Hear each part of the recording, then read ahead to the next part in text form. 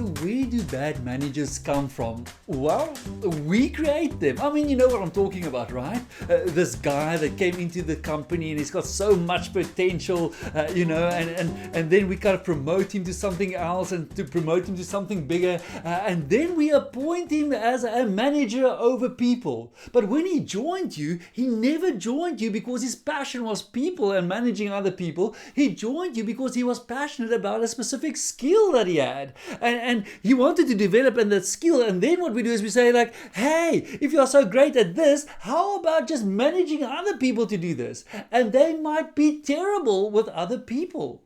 And so, in one weird sense, the way we grow people, the way we appoint managers is the problem. Now, a bigger problem than that is we think that training can sort things out. That I know you understand your skill and what to do with that, but as soon as I appoint you as a manager, now we'll just put you on leadership training, or now we'll just put you on a manager course, and now you will turn into a fantastic manager.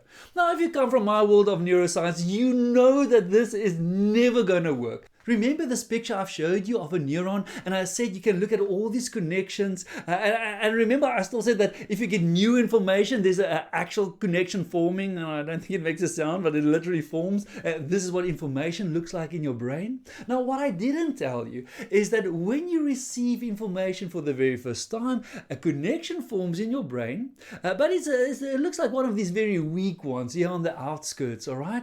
And if you don't think about that again, if you don't take that information and immediately start thinking through it and implementing it, what you will find is that within the next 48 hours, something called glial cells come. And glial cells is like your brain's vacuum cleaner. What it does is it goes and looks for unstable connections between your neurons, and it just removes it.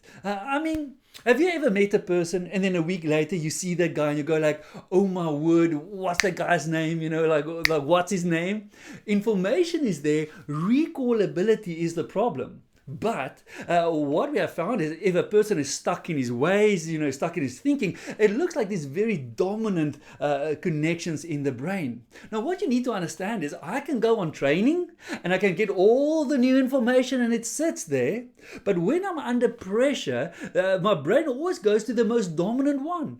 Now, within the next 48 hours after my training, some of this information will start disappearing. The brain will just go like, it's not important now. And when there's when there's a crisis and when the pressure's on, I will always go back to those dominant thinking patterns. And this is why change is so difficult. That's why people are so stuck in their ways.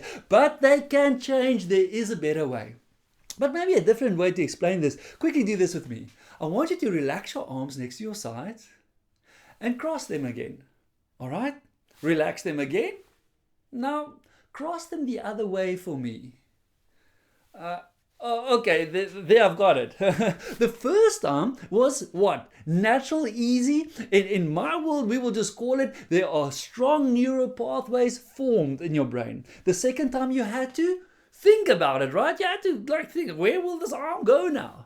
And this is what training is often like. You can learn how to do it differently, but it just feels so unnatural and uncomfortable. And when I say, cross your arms, or you die, then you're not going to go and think about it. You'll just go back to your old way of doing. All right. There is a better way, and the better way is to form habits for people. Habits is our brain's autopilot. It's the way we set the brain up to just operate without thinking. And that takes more than training. I can give you a map and a compass and say, go and find your way.